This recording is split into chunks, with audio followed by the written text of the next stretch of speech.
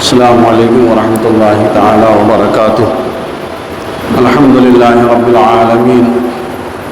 الرحمن الرحیم مالک یوم الدین والصلاة والسلام علی سید الانبیاء والمرسلین وعلى آلہ واصحابہ اجمعین، اما بعد فاعوذ باللہ من الشیطان الرجیم، بسم اللہ الرحمن الرحیم۔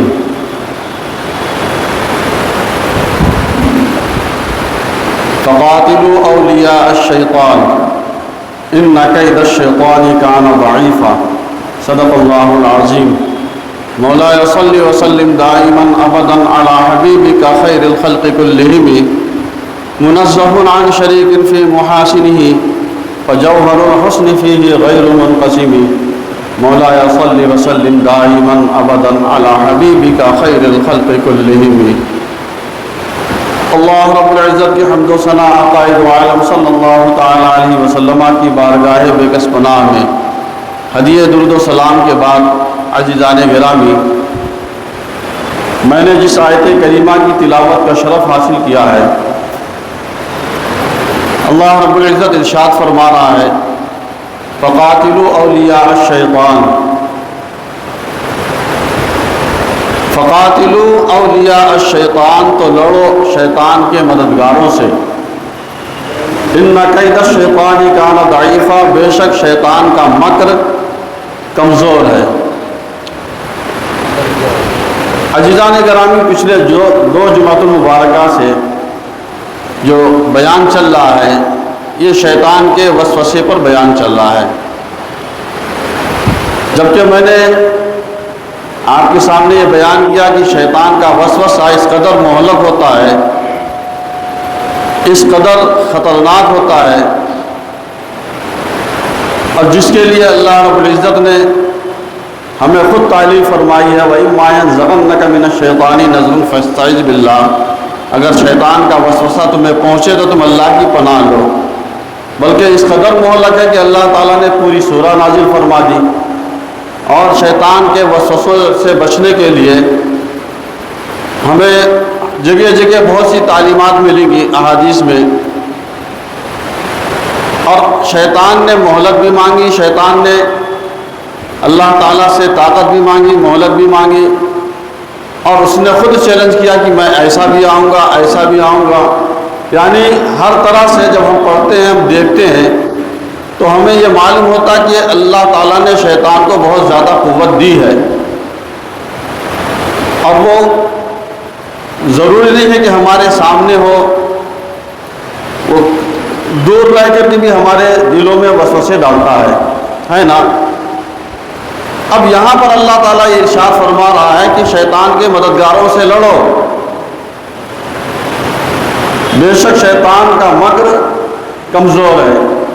اب یہاں شیطان کا مکر کمزور فرمایا اللہ نے، تو عزیزان گرامی، شیطان کا وسوسہ وہیں پر کامیاب ہوتا ہے جہاں پر ایمان کی کمزوری ہوتی ہے۔ جہاں ایمان کمزور ہوتا ہے وہاں پر شیطان کا وسوسہ کامیاب ہو جاتا ہے، اور جب بندہ مومن کا ایمان کامل ہو تو اب یہاں پر شیطان کا وسوسہ یا شیطان کا مکر و فریب کمزور پڑ جاتا ہے۔ جیسا کہ حضرت عمر رضی اللہ تعالیٰ عنہ کے متعلق حضور سید عالم صلی اللہ تعالی وسلم نے ارشاد فرمایا کہ بے شک شیطان اس راستے پر نہیں آتا جس راستے پر عمر چلتے، یا عمر جس راستے پر چل رہے ہیں، شیطان اس راستے پر اگر آ بھی گیا تو حضور فرماتے ہیں وہ راستہ بدل لیتا ہے۔ پھر دوسرے مقام پر ارشاد فرمایا ان الشیطان لیخاف منک یا عمر، اے عمر تم سے شیطان ڈرتا ہے۔ تیسرے مقام پر ارشاد فرمایا کہ جنوں کے شیطان اور انسانوں کے شیطان، دونوں شیطانوں کو میں نے دیکھا کہ وہ عمر سے ڈرتے ہیں۔ یعنی اب حضرت عمر رضی اللہ تعالیٰ عنہ کے جیسا ایمان اگر ہے، یعنی ایمان کامل اگر کسی کے پاس ہے، تو اب اس کے لیے شیطان کا مکر و فریب، اس کے وسوسے یہ کمزور پڑ جاتے ہیں۔ ورنہ جیسا کہ میں نے پہلے بتایا کہ وہ بہت طاقتور ہے، ایمان اگر کمزور ہے تو طاقتور ہے، اگر ایمان مضبوط ہے، کامل ہے، تو اب شیطان کا مکر و فریب کمزور پڑ جاتا۔ تو اللہ تعالیٰ نے اگر شیطان کو اتنا طاقت اور قوت دی ہے، اتنی مہلت دی ہے، تو اللہ تعالیٰ نے ایمان والوں کو ایمان جیسی نعمت دی ہے کہ جو اس سے زیادہ طاقتور ہے۔ تو مطلب یہ ہوا کہ ہمارے پاس اگر ایمان مضبوط ہے، ایمان کامل ہے، تو ہم طاقتور ہوئے، نہ کہ شیطان۔ شیطان اسی صورت میں طاقتور ہوتا ہے جبکہ ایمان کمزور پڑ جاتا ہے۔ عزیزان گرامی، پچھلی امتوں میں جو وسوسے آتے تھے تو ان وسوسوں پر جو ہے گناہ بھی ہوتا تھا اور وہ جرم بھی تھا۔ اللہ تعالیٰ نے اس امت پر حضور سید عالم صلی اللہ علیہ وسلم کے طفیل میں یہ فضل و احسان فرمایا کہ اللہ تعالیٰ نے اس امت کے لیے یہ جو شیطان کے وسوسے آتے ہیں اس کو معاف کر دیا۔ حضور سید عالم صلی اللہ علیہ وسلم ارشاد فرماتے ہیں، حضرت ابو ہریرہ رضی اللہ تعالیٰ عنہ راوی ہیں، متفق علیہ حدیث ہے کہ حضور علیہ السلام نے ارشاد فرمایا، میری امت سے اللہ تعالیٰ نے وسوسوں کو درگزر فرما دیا ہے۔ یعنی اگر اس امت میں کوئی شخص کسی کے دل میں برے خیالات آ رہے ہیں تو حضور فرمانا ہے کہ اللہ تعالیٰ نے اس کو معاف کر دیا جب تک وہ اس پر عمل نہ کرے یا اس کو زبان پر نہ لائے۔ جب وہ عمل کرے گا یا زبان پر لائے گا تو اب وہ یا تو گناہ ہوگا یا اگر قابل شرعی حد والا مسئلہ ہے تو اس پر حد جاری ہوگا۔ اس حدیث کے تحت حضرت شیخ عبدالحق محدث دہلوی رحمۃ اللہ علیہ اس حدیث کی شرح کرتے ہوئے ارشاد فرماتے ہیں کہ انسان کے دل میں جو خیال یکایک پیدا ہوتا ہے، جو وسوسہ، پہلے تو وسوسہ سمجھ لیجئے کہ وسوسہ کہتے ہیں برے خیال کو، تو جو خیال، جو وسوسہ انسان کے دل میں یکایک پیدا ہوتا ہے اس کو حاجز کہتے ہیں، اور وہ ساری امت کے لیے، پچھلی امتوں کے لیے بھی معاف رہا، اس امت کے لیے بھی معاف ہے۔ یعنی کوئی چیز دیکھی، کوئی چیز سنی، اچانک وسوسہ آیا اور وسوسہ ختم ہو گیا، آیا وسوسہ پھر چلا گیا، تو یہ معاف ہے۔ اب اگر وسوسہ آیا اور آتا ہی رہا بلکہ دماغ میں گھومتا رہا تو اب اس کو خاطر کہتے ہیں، اور یہ بھی اس امت کے لیے معاف ہے۔ یہ اللہ کا بڑا فضل و احسان ہے کہ اللہ تعالیٰ نے اس امت سے ان برے خیالات جو ذہن میں پیدا ہوتے ہیں اس کو معاف کر دیا ہے۔ اب اس سے آگے بڑھ کر کے کہ انسان کے دل میں یا اس کے ذہن میں وسوسہ بھی آ رہا ہے اور وسوسہ جم بھی گیا ہے، اب وہ اس کو پسند کرنے لگا ہے، وسوسے کو پسند کرنے لگا ہے، اب اس پر عمل کی خواہش بھی اس کی ہے۔ یعنی وہ جو وسوسہ یعنی برا خیال وہ اس کے ذہن و فکر میں، دل و دماغ میں جم گیا ہے اور وہ اس کو پسند بھی کرنے لگا ہے، اس پر عمل کی خواہش بھی ہونے لگی ہے، تو اس کو کیا کہتے ہیں؟ اس کو کہتے ہیں ہم۔ اللہ تعالیٰ نے اس کو بھی معاف کر دیا ہے، اس امت سے اس وسوسے کے اس کو بھی معاف کر دیا ہے، اس پر بھی پکڑ نہیں ہے، اللہ کے یہاں مواخذہ نہیں ہے اس پر، بلکہ اس حد تک پہنچنے کے بعد اگر وہ اپنے دل و دماغ سے اس ہم کو نکال دے، اس کو محو کر دے،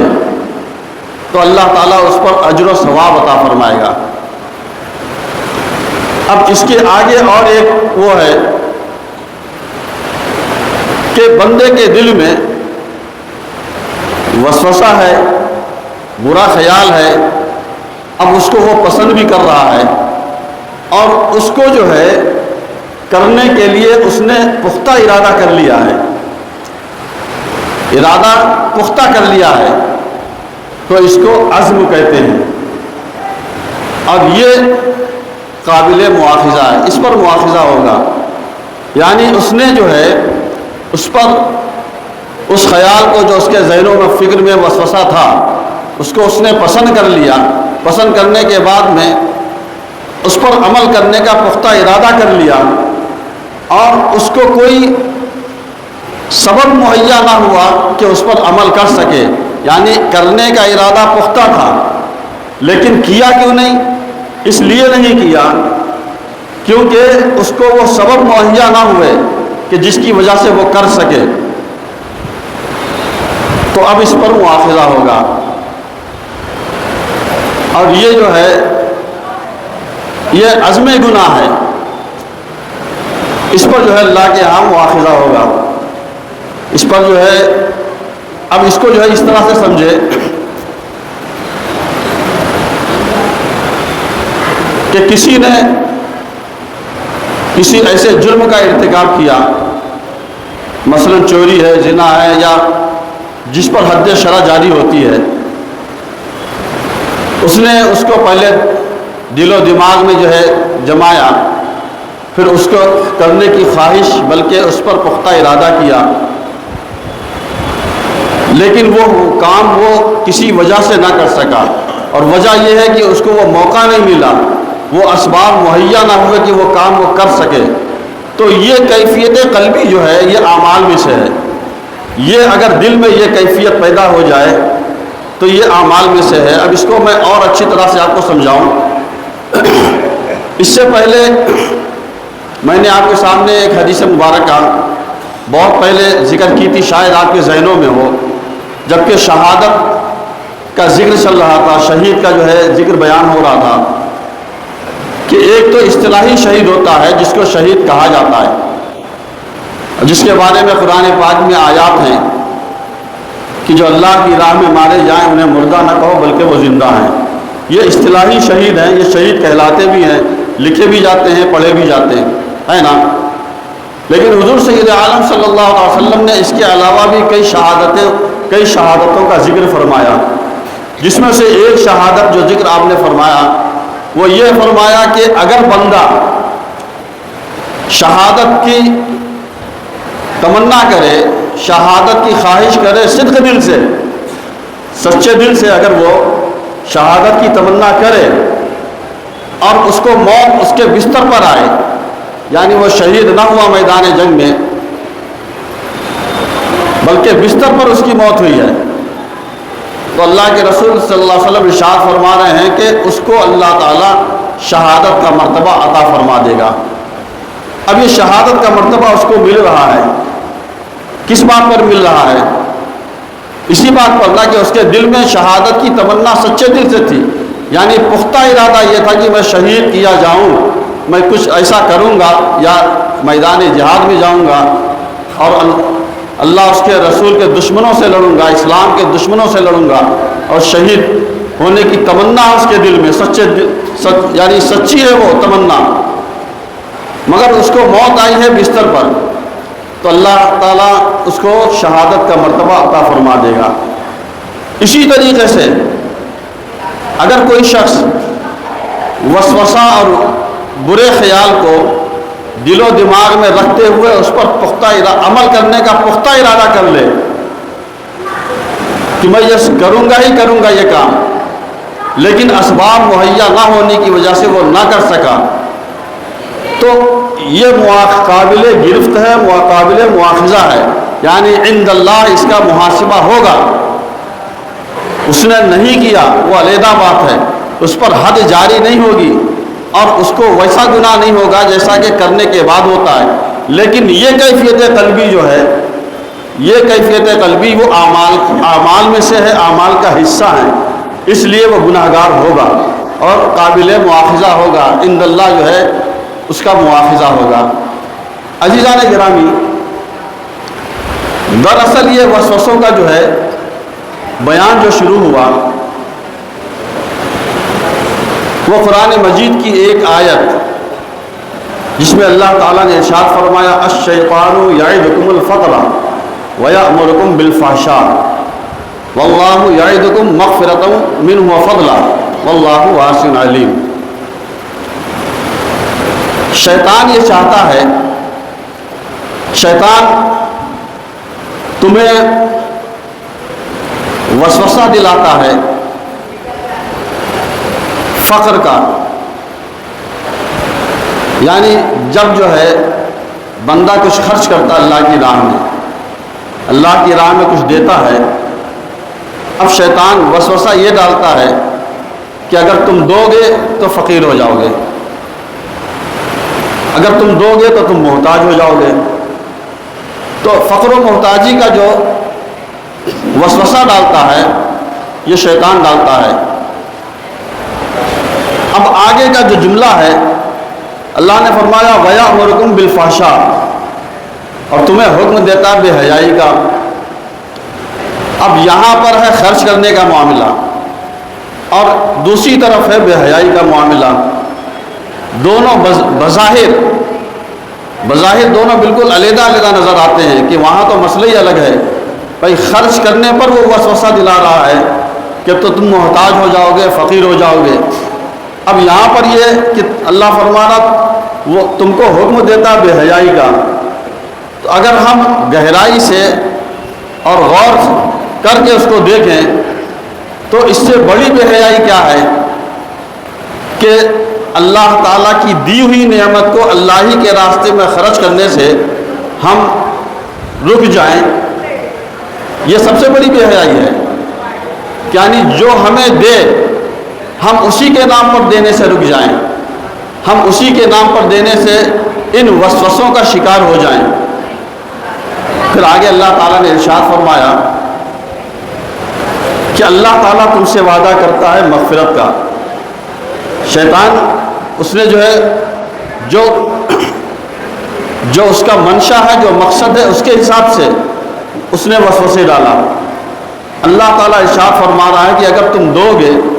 تو تمہارا جو ہے کچھ کم نہیں ہوگا بلکہ اور زیادہ ہوگا، مزید اس کے اوپر زیادتی یہ ہے کہ اللہ تعالیٰ تمہاری مغفرت فرما دے گا۔ یعنی زیادتی جو ہے، ایک تو مال میں جو زیادتی ہے وہ تو ہونا ہی ہونا ہے، اللہ کی راہ میں دینے کے بعد جو ہے کم نہیں پڑتا، زیادہ ہی ہوتا ہے، لیکن اللہ تعالیٰ نے یہاں پہ اور زیادہ مزید فرمایا کہ اللہ تعالیٰ کا فضل اور اس کی مغفرت دینے والے کے شامل حال ہوگی۔ تو عزیزان گرامی، جو شیطان کے جو وسوسے ہوتے ہیں یہ مختلف قسم کے ہوتے ہیں، جیسا معاملہ ہوتا ہے اس کے حساب کا جو ہے وسوسہ ہوتا ہے۔ اور ہمیں جو اللہ کے رسول نے جو ہمیں تعلیم دی ہے، ایک تو بہت آسان بچنے کی تعلیم دی ہے کہ اعوذ باللہ من الشیطان الرجیم پڑھ لیں تو ہم شیطان کے وسوسوں سے محفوظ ہو جائیں، لیکن اللہ نے یہ بھی فرمایا کہ اگر تم ایمان ہی کامل رکھ لو، اگر تم ایمان مضبوط رکھ لو تو پھر شیطان تو تمہارے راستے میں آئے گا ہی نہیں،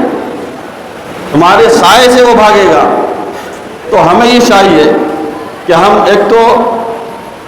ایمان کی مضبوطی، عقائد کی مضبوطی، اس پر بھی دھیان دیں، اور ساتھ ہی اعمال جو ہیں، اب اس سے پہلے بھی میں نے ذکر کیا تھا کہ اس میں وسوسے کا پہچانا جانا یہ خود بہت بڑی جو ہے جیت ہے مومن کی۔ اگر وہ یہ پہچان لے کہ یہ وسوسہ ہے تو حضور نے فرمایا یہ تو کامل الایمان ہونے کی دلیل ہے، یعنی یہ خود ایک جیت ہے کہ جب بندہ یہ سمجھ جائے کہ یہ وسوسہ ہے، یہ شیطان کی طرف سے، ظاہر سی بات ہے کہ جب وہ سمجھے گا تو رک جائے گا۔ تو عزیزان گرامی، وقت ہو گیا ہے، جو ہزار سنتیں ادا نہ کی ہیں سنتیں ادا فرما لیں۔ وآخر دعوانا الحمدللہ رب العالمین۔